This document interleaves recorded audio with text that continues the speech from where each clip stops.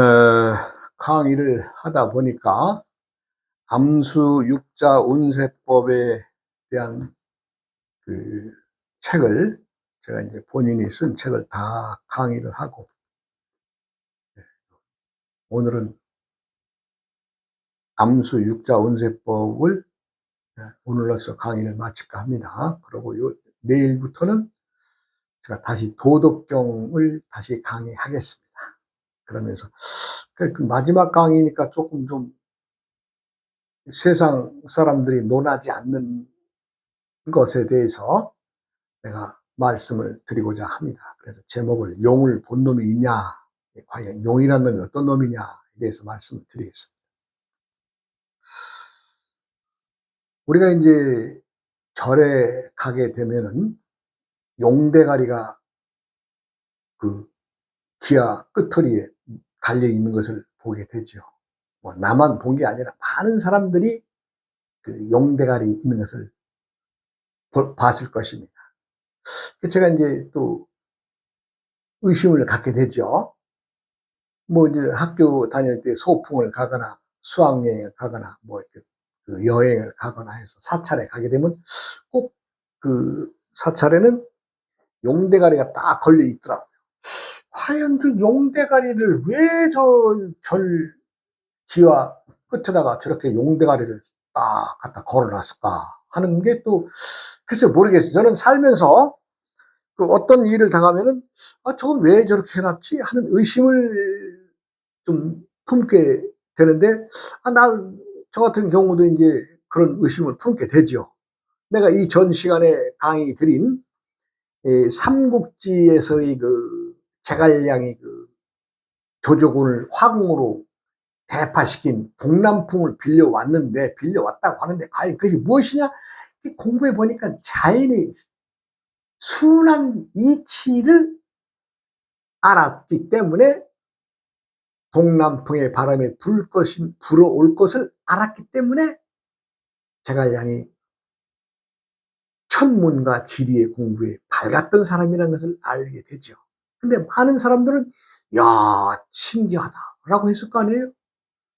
자, 그러면 용대가리를 절 추녀 끝에 딱 용마루 끝에다 걸어놓고 그것을 설치한 사람들은 과연 무엇을 바랬고 무엇을 알게 했던 것이냐를 또 의심을 갖게 되죠. 글쎄 뭐 이제 먹고 사는데 뭐 도움이 되는 것도 아닌데 저는 어떻게 그렇게 그런 일들에 대해서 궁금증을 갖게 되면 이걸 또 풀어야 또 내가 또 그렇구나라는 것을 알게 되는데, 글쎄 모르겠어요. 다른 사람들과 내가 조금 다른 면이라면 그런 게 좀 다른가 보죠. 그래 이제 학창 시절 때부터 요걸 궁금증을 좀 담고 살았죠. 그러면서 제가 이제 이 오행에 대한 공부를 하게 되고, 또 신이라는 것이 무엇이냐에 대한 공부. 이 신이라는 것을 우리가 생각할 때 우리가 이게 말하자면 귀신 신자인데, 신. 뭐, 공부하고 보니까 신이라는 것이 따로 볼 것이 아니라 사람들이 신이구나라는 것을 알게 됐죠. 그래서 내가 많은 사람들이 신은 따로 별도로 있다라고 하는 세상 속에서 아니다, 사람이 신이다. 왜 그러느냐? 자, 사람이 살아가기 위해서는 기, 혈, 신의 삼자가 건강해야 된다.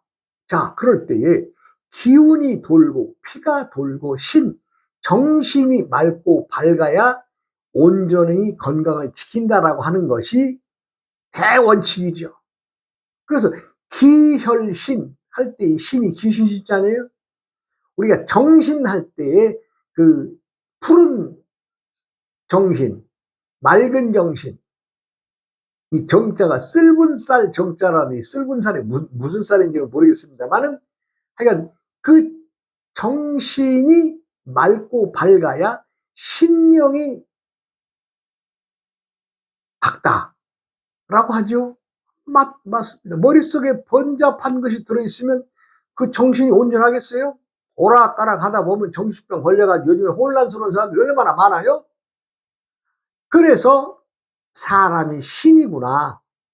누구도 알 수 없는 각각의 기운, 마다마다의 기운을 품은 신이라는 거죠. 신을 다른 곳에서 찾을 것 없어요. 신이 사람이다. 사람이 신이다. 예. 그런데 이 용이란 놈은 과연 어떤 놈이냐? 요거 참 내가 많은 세월 나름대로는 참 의심을 품고 했습니다만은 우리가 이제 살아가는 지역의 마다마다에 용자가 들어가는 지역이 참 많습니다. 뭐 용자가 들어가는 동네가 뭐 말로 할 수가 없어요. 뭐 용두리, 뭐 용대가리 동네,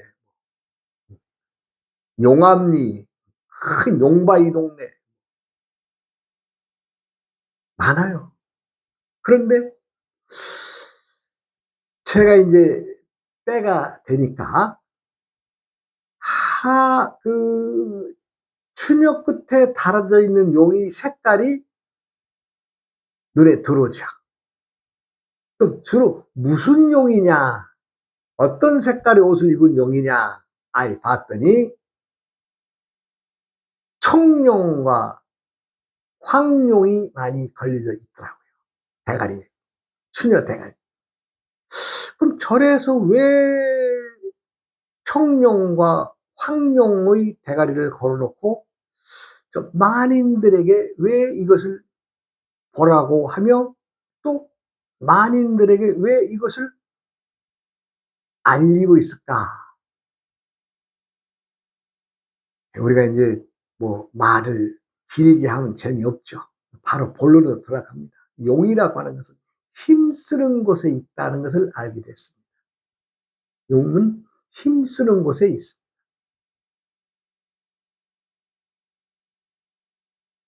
우리가 과거 왕조 시대의 왕을 누구라 그랬어요? 왕을 용에 비유했잖아요.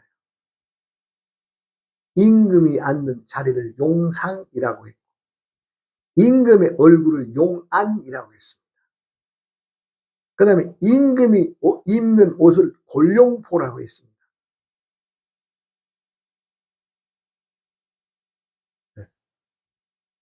골룡포란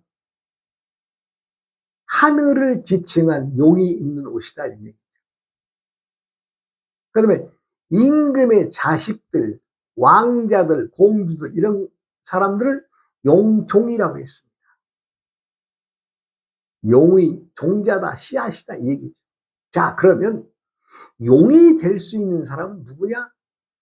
최고의 힘을 쓸 수 있는 자리가 용의 자리입니다. 그래서 힘쓰는 곳에 용이 존재하는 것을 알 수가 있죠. 그리고 지금 우리 세상을 살아나가는 어른들, 뭐 어른이나 누구나 되고 다 용 쓰고 살잖아요. 왜 용 써요? 자기도 힘을 쓰는 곳에서 인후기의 기운을 벗어나서 한번 용이 돼 보겠다고 발버둥 치는 거 아니에요? 아, 용 안 쓰고 사는 사람 있어요? 네? 그러면 용을 쓴다고 하면은 우리가 내가 힘을 쓴다고 하면 그 힘의 대상이 있죠. 어려운 대상. 그럼 그 어려운 대상은 용이 아니냐? 아니죠. 어렵게 응하는 대상도 용이고 힘을 쓰는 자도 용이고. 아니 남자 여자가 밤에 옷 벗고 이불 속에 들어가서 둘이 용 쓰고 살잖아요.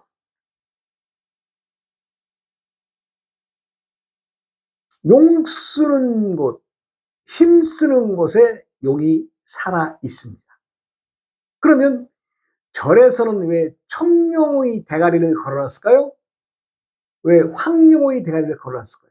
다른 색깔, 검은 놈도 흰 놈도 안 걸어놓고 왜 청룡과 황룡을 걸어놨을까요? 청룡은 이 도량에서 어른들이 바라는 것이 청룡의 기운으로, 즉 배운다 동쪽의 기운이니까 푸르름이고 자라나기 때문에 푸르름이기 때문에 이 도량에서 공부하는 놈 어느 놈이라도 똑똑한 놈 하나 나와서 청룡의 기운으로 이 절을 보살펴 주기를 바라는 마음에서 청룡의 대가리를 걸어놨을 것이고, 또 황룡의 대가리를 걸어놓은 것은 이 절에서 수행하는 수행자들 누구라도 황룡의 기운을 가지고, 즉 황색깔은 모든 기운의 중앙의 기운입니다. 즉 재물을 다루는 기운입니다. 그래서 이 도량에 드는 누구라도 먹을 것 걱정하지 않는 인재가 나와서 이 절을 잘 번성시켜 주기를 바라는 마음에서 황룡의 대가리를 걸어놨던 거죠. 과거 우리나라에 그 절이 들어오게 되면은 왕족들이 이 불교의 문화를 먼저 받아들였습니다. 그래서 왕족들이 이 불교 문화를 번성시켜서 그것이 점점 발전하는 과정에서는 왕족들이 다니는 절이 있었고, 또 일반 속인들, 일반인들이 다니는 절이 있었습니다. 그래서 그들은 같은 절이지만 상황이 다르죠. 왜? 고관 대작들이 와서 기도하면서 흘리고 가는 그 재물들을 받아서 생활하는 사람들은 아무래도 넉넉했을 것이고, 일반인들이 참 보릿살 한 대, 좁쌀 한 대박 시주하면서 기도하는 절에서는 어려움이 있었겠죠. 그래서 청룡과 황룡의 대가리를 걸어놓고 누구라도 좋으니 청룡이 또 황룡이 나와서 배움으로써 세상을 드높일 수 있는 인재가 나왔으면 하는 바람에서 청룡을 걸었을 것이고, 또 황룡은 누구라도 재물에 밝아서 이 절에 오는 많은 사람들에게 도움을 줄 수 있는 인재가 나오기를 바라는 마음에서 황룡의 대가리를 걸어놨던 것이 아니겠느냐. 네, 그렇죠. 그러면 왜 흰 백룡과 흑룡은 왜 안 걸어놨을까요? 네, 백룡과 흑룡은 또 오행상 색깔이 다르기 때문에 오행의 작용도 다릅니다.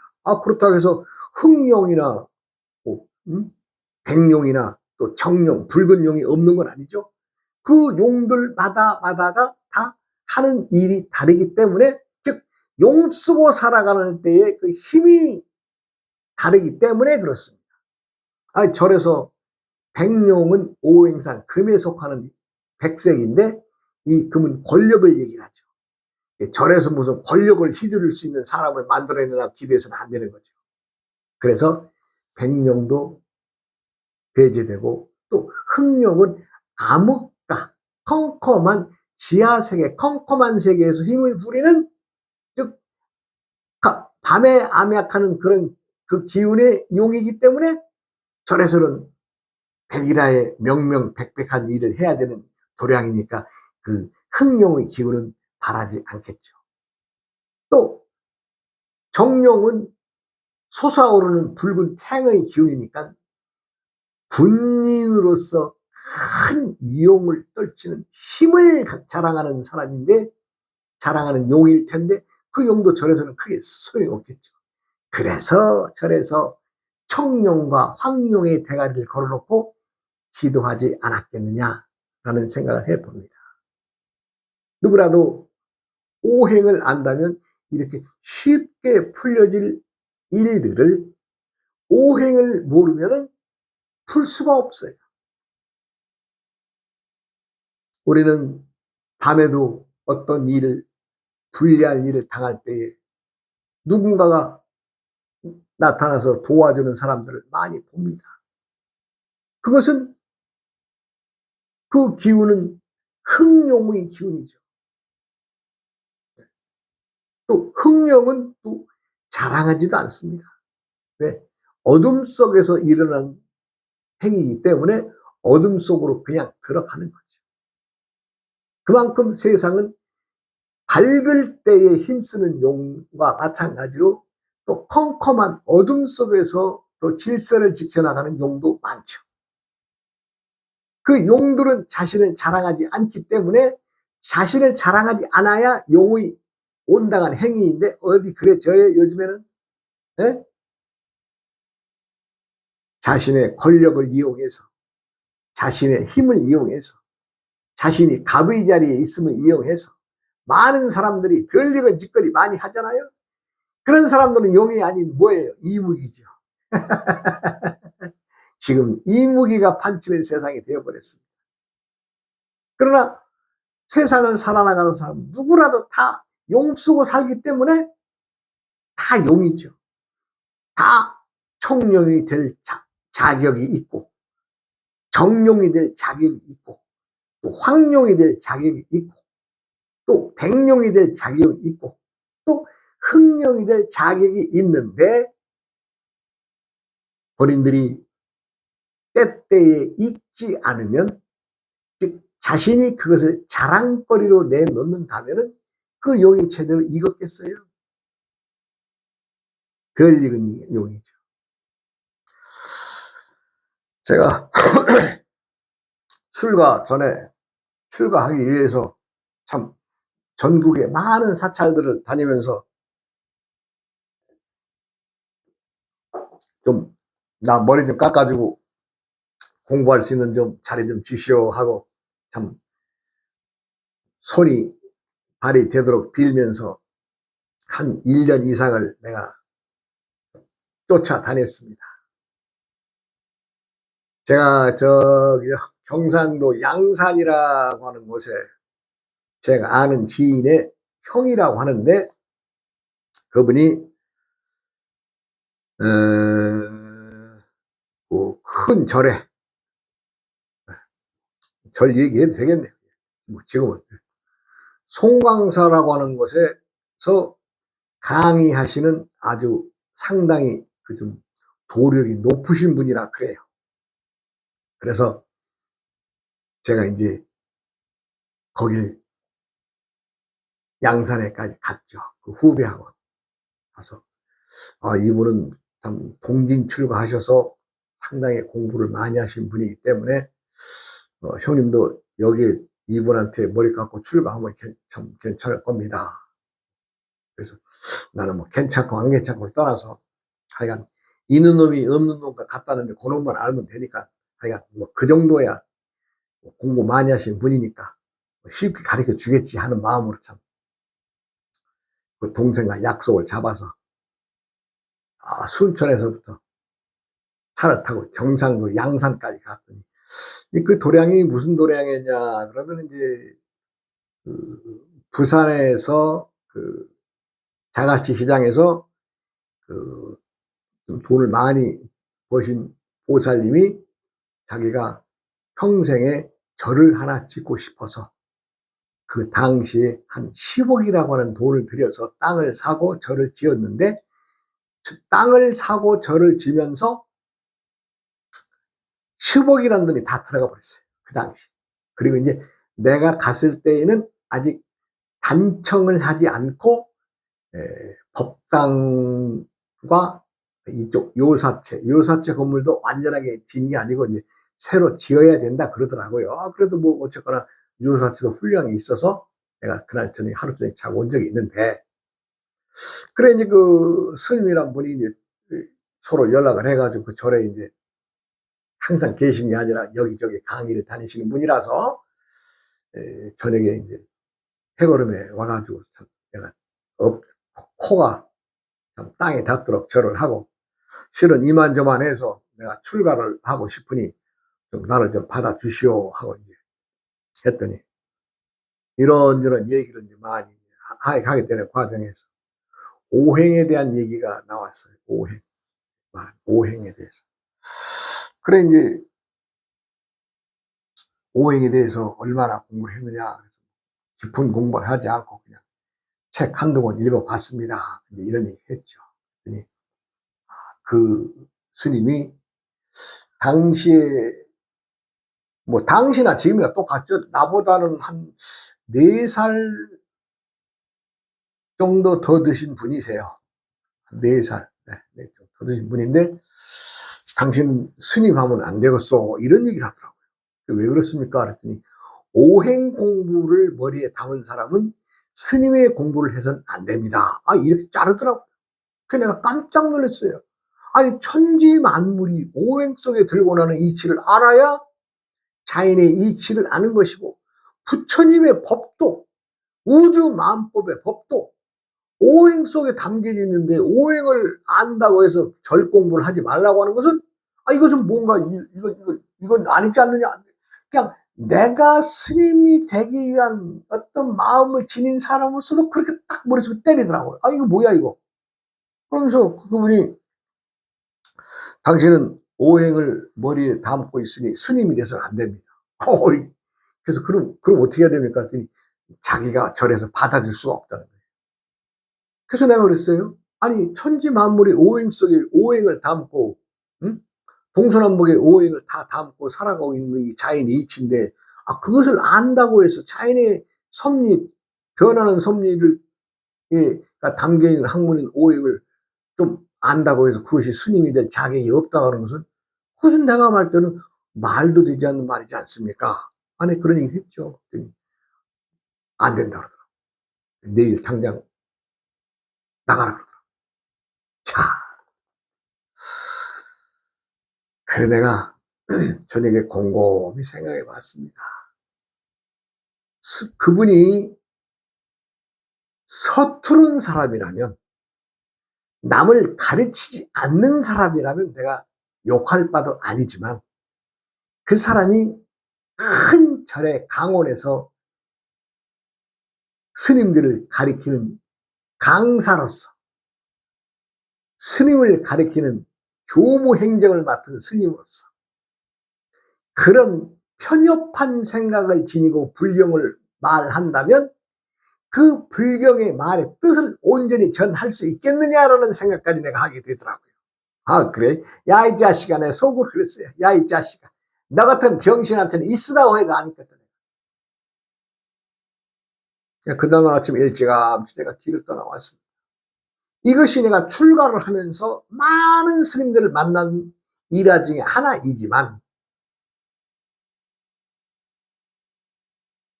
그 스님은 자신이 절에서 후학들을 가리키는 청룡의 기운으로 지 잘났다고 가리키고 있지만, 알맹이 빠진 천지 만물의 변화 속에 무궁한 오행을 담고 음양이 변하는 이치를 모르면서 강의한다는 것은 그건 안고 빠진 찐빵 아니에요? 난 감히 말합니다. 사람이 용입니다. 용이란 때때의 자신의 기운이 마다마다에 달라집니다. 내가 가르치는 자의 위치에서, 아니면 배우는 자의 위치에서, 아니면 내가 지금 힘이 없는데 누구한테 얻어맞을 수 있는데 누군가가 나를 구해줄 때 용들이, 세상은 끊임없이 힘을 써야 되는 자리가 있는데, 자신이 힘을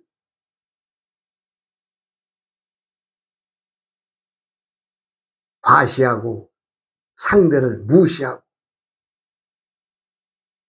만약에 그 스님이 나를, 스님 오행 공부를 하셨으니 공부하기가 수월하겠네요. 오행을 담아야 천지 이치가 밝은 이치인데 스님은 공부를 많이 하셨습니다 하면서 나를 받아주었다면, 그 스님은 큰 스님을 이뤘겠죠.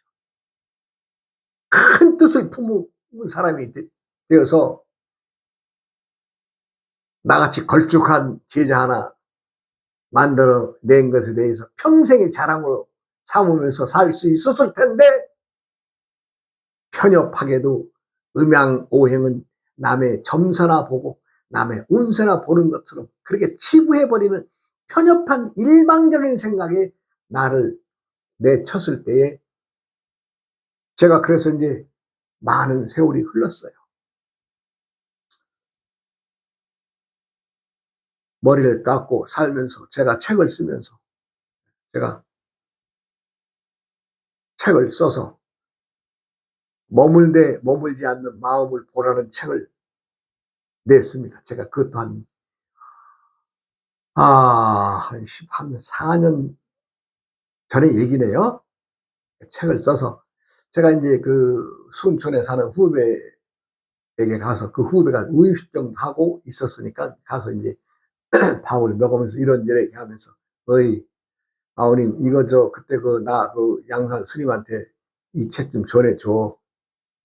만약에 이 책을 읽어보고 본인이 대가리를 딱 맞아서 나한테 한 가지 질문을 해온다면 그 사람은 큰 인물이 되는데, 만약에 이 책을 보고서도 아니면 보지 않는다고 했을 때는 그 사람은 먹통이야. 그냥 똥 만들다 가는 기계야. 내가 아직 그랬어요. 근데 이날까지 전화 하나 없어요. 그럼 결론적으로 뭐예요? 내가 의심을 품었던 반야신경의 색불이공 색즉시공에 대한 것을 풀어놓은 책이 머물되 머물지 않는 마음을 보라는 책을 썼는데, 내가 그것을 공부를 해서 정리를 딱 해서 그 책을 내가 한 것 참 특별히 줬는데,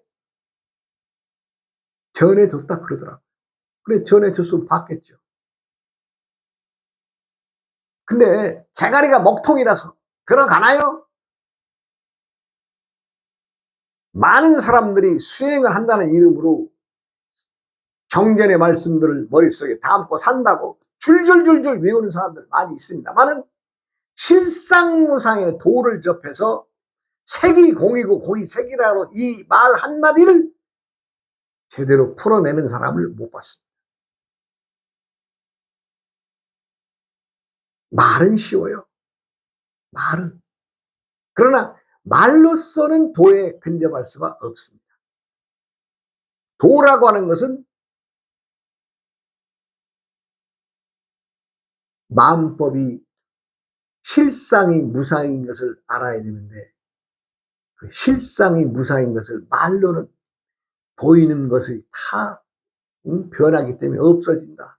변한다는 무상이다. 말로는 그렇게 합니다만, 그것이 실체에 무엇을 얘기를 하느냐? 이 뼈다구를 진 놈이 하나도 없더라는 거죠. 내가 많이 봅니다. 양산의 스님뿐만이 아니라 많은 스님들이 글자에만 얽매여서 실상의 그 뼈다구를 캐내는 사람이 없어요. 불쌍한 일이고 안타까운 일입니다. 왜요? 청춘을 버리고 인생을 거기다 버리기 때문에, 시간을 버리기 때문에.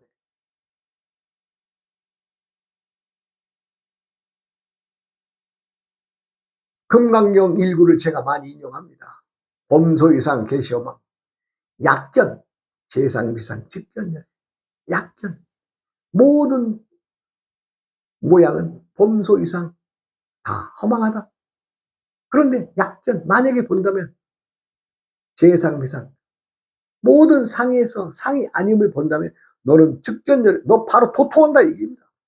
열애를 본다고 하는 것은 너 도통한다 얘기입니다. 내가 그래서 일구를, 금강경 일구를 많이 인용하죠. 그러면 거기에서 중요한 단어가 무엇이냐? 사람들은 재상비상에 둘 것입니다만은 아닙니다. 약견이라고 하는 단어에 방점이 있습니다. 만약에 본다면, 만약이라는 말은 이거 희박한 확률의 얘기입니다. 그 말을 실상무상, 재상무상, 재상비상, 이것을 알아차린다는 것은 만약에 본다면 100분의 1이 확률일지, 1000분의 1이 확률일지, 10,000분의 1의 확률일지, 10,000,000분의 1의 확률일지, 1억분의 1의 확률일지 모르나? 라는 말이에요. 약견이라. 만약에 본다면 그 숱하게 많은 놈들 중에서 그 만약에 그 한 놈, 어느 놈 하나 이거 본다면 뭘 봐? 상이 아님을 본다. 근데 그것은 글자 속에 있는 것이 아니라 뼈다구를 추려내기 위해서는 그 말을 알아듣지를 못합니다. 그러니까 글자만으로서는 부처의 원뜻에 닿을 수가 없는 거죠. 사람들은 누구라도 오늘도 용 쓰고 삽니다. 또 내일도 용 쓰고 삽니다. 무엇을 이루기 위해서? 본인이 용이 되기 위해서.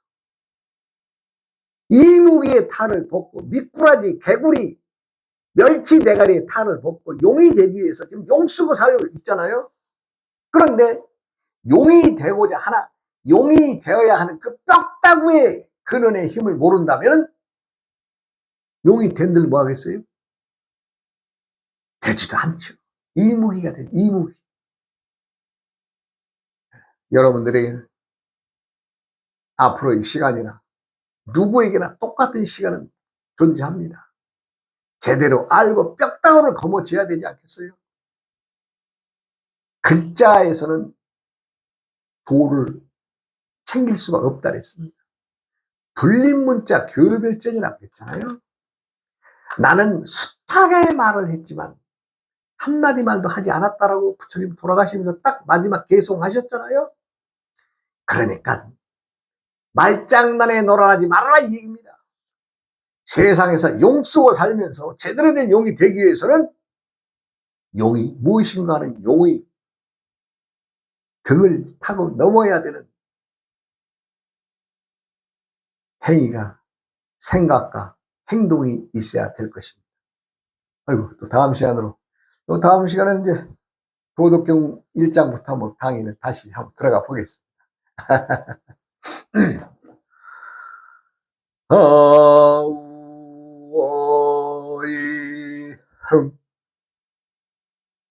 우이야어흠